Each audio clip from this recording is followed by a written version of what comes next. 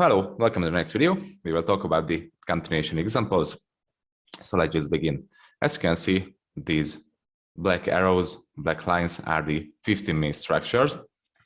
So this is the 15-minute structure, and it's bullish, as you can see, creating a series of higher highs and higher lows.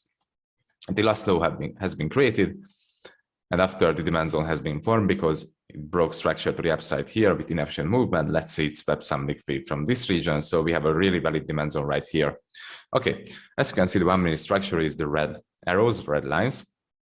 So the pullback started to form on the 1-minute and it's bearish.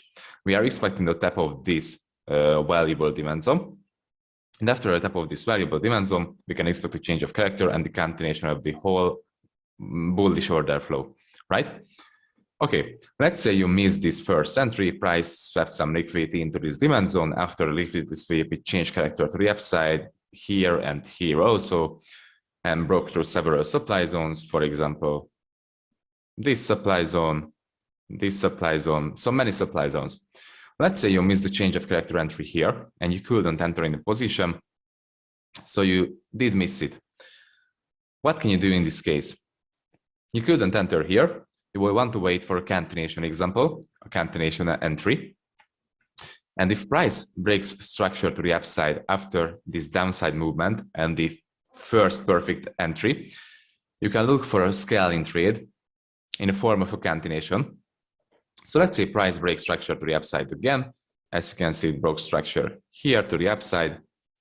So I will just mark it with BOS long. It also broke this supply zone here and didn't tap into this supply zone. So this means a new demand zone right here will be formed. So you have this demand zone right here. Okay. In this case, I wouldn't set an order limit on this line, on this demand zone, because it could be risky. It could be part of the liquidity. In a continuation entries, I recommend you to wait for a liquidity creation. So if price comes back down after the break of structure and, for example, creates this type of liquidity, the double bottoms, and after it breaks structure, it doesn't have to break structure, it doesn't really matter, it just have to create liquidity. So let's say it created liquidity, triple bottoms. After this, you can easily set an order limit on this demand zone, because this is a really strong confirmation that the zone will hold the price after the liquidity sweep. So as you can see, we have this liquidity right here, triple bottoms, liquidity down, and after you saw this liquidity and the break of structure and the supply zone break, you will have a perfect continuation example. So the criteria is, you miss the first entry, you miss the change of character entry or the flip entry. After, you have to wait for a, I will just write it down here, break of structure / zone break. So this is the first criteria. The second criteria is the inefficient push. The third criteria is the liquidity. So you missed the entry here. The break of structure happened to the upside. The zone break happened, so double confirmation. It happened with an inefficient movement. Second confirmation, after it created liquidity just above the demand zone that broke structure. Third confirmation, third criteria. So you can easily set an order limit on this order block, on this demand zone. And it has a really great chance to mitigate the order block, sweep the liquidity, tap into this order block or demand zone. And after it, you can target the next unmitigated higher time frame supply zone, which is this one in this case. So yeah, this is the first continuation example. Let's see a live example for this one. So that's a live example. As you can see, price is moving in a bullish trend right here, creating a series of higher highs and higher lows, building up liquidity. This was the last demand zone that created huge inefficient push to the upside, swept liquidity from this region, broke structure here, and has liquidity trend line just above it. So this is a really valuable demand zone. As you can see, price, after the high point has reached, it reversed and started to do a bearish trend on the 15-minute chart to mitigate this demand zone. After the mitigation of this demand zone, it changed character to the upside with this movement. So this is a 15-minute change of character on this line. And as you can see, this demand zone right here, I will just zoom in, this demand zone right here cause the change of character, the 15-minute change of character here. So this will be our 15-minute demand zone that we are looking for. And we are looking for a entry example, for example, a change of character, a flip, or a cancellation inside of this demand zone. Okay, let's switch to the 1 minute. No, sorry, one more thing. So the expectational order flow is bullish, right? Creating series of higher highs and higher lows, mitigating demand zones, changing characters to the upside, mitigating demand zones again. So the expectational order flow is bullish. We are waiting for some scenario like this. Okay, let's switch back to the 1 minute chart and take a closer look. As you can see, price changed character. Price was moving in a downtrend here, and price actually changed character here to the upside and started to form a range. Also liquidity here, swept that liquidity and actually changed character to the downside with this movement. So we can mark a valid supply zone out right here. This is a really valid supply zone because as you can see, it has inefficient push to the downside, liquidity sweep, and change of character to the downside. Okay, so we are waiting for either a flip scenario or a change of character scenario. And if we can't enter on that flip or change of character scenario, we are waiting for a continuation example. Okay, let's see what happens. Price mitigated the supply zone, as you can see, supply took over control because price couldn't. Yes, supply took over control from demand because as you can see, price reacted on the supply zone and did reverse. So we had a strong rejection. Let's see what happens next. It's in the supply zone again, and the break of the supply zone happened, as you can see. And the break of the supply zone happened from this candle. Okay, let's just extend this and let's see what happens. As you can see, price continuously breaking structure to the upside with small, not so inefficient movements. So you could have just set an order limit on this demand zone on this order block, but this isn't the best case. This isn't the best option. So if you were insecure about it, you just want to skip on this trade and look for a continuation example. So let's see what happens. Price taps this zone, price feels the liquidity from this region with this candle, as you can see, mitigates the whole zone. And after this, it started to break structure to the upside. So you were insecure about this trade. You didn't want to really enter here. So you are looking for a continuation example right now. Okay, as you can see, price broke structure to the upside with inefficient movement with these two inefficient candles here. It also swept some liquidity from this region. So a really valid demand zone has been created right here. This whole candle is about demand zone. Okay, let's see what happens next. So two criteria of the three are fit because we have inefficient push and break of structure to the upside and some liquidity sweep. Right now, we are waiting for a liquidity creation. It really has to create liquidity.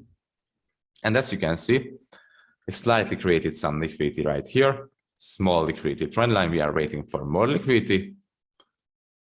And as you can see, price is creating perfect liquidity for this zone. In this region, we have loads of liquidity, loads of orders, loads of stop losses sitting just below this line and also just below this line. So it makes this demand zone valid. Okay. In this case, I can set an order limit on this zone and I can wait the tap of it. But actually, I believe the 2-point pip stop loss won't be enough. Yes, we will talk about the equilibrium entries in the next unit. So yeah, we did set an equilibrium entry right here. We will talk about that in the next unit. Let's see what happens next. As you can see, price is breaking structure to the upside with inefficient movements continuously, but the order is still here. We keep this order here because we have a bunch of liquidity just below this, just above this zone, and we are expecting the tap of this zone. Okay, as you can see, price reacted on this demand zone right here. And after it broke structure to the upside here again with inefficient push. Let's see what happens next. But you actually can't open a position on this demand zone. As you can see, price formed this demand zone here. But this demand zone is part of the liquidity. Can you see how many equal bottoms are here? So you can't really open a position on this demand zone. You will want to wait for a liquidity sweep. And which zone will hold the liquidity sweep? more likely this down zone, because this zone has liquidity here, liquidity here, liquidity here. So loads of liquidity. So we are still waiting the sweep of this liquidity and the tap of this zone. And if price taps this zone and tags us in, that will be the continuation example, because he missed the first entry here, couldn't enter here. And this is the next breakout structure after the missed entry. Okay, so let's see what happens. Price is breaking structure to the upside. It's on the way back down to mitigate the zone. As you can see, it built up more liquidity here. Mitigated the zone, reversal. And it's on the way down to, yes, it swept this liquidity. Right now we have this liquidity left. Let's see what happens. I will just extend this line.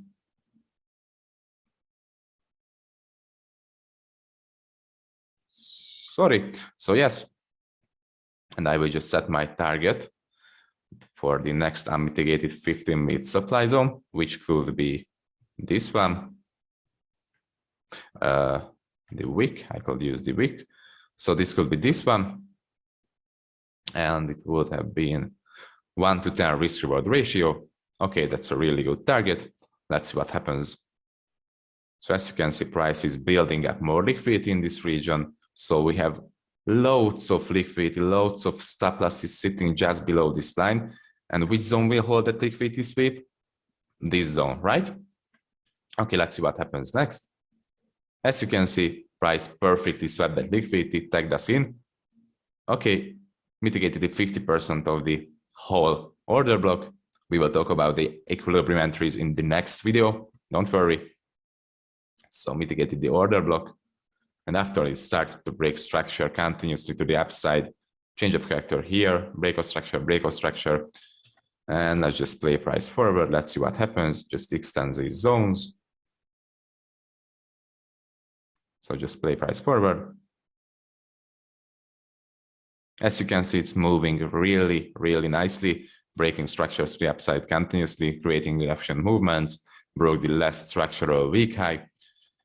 This is a weak high because it couldn't break below the last strong high. So as you can see, this is strong high because it broke the last weak high. Weak high couldn't break below the last strong low. So this is weak high. Price broke through this weak high, created another strong low. Okay, let's play price forward again.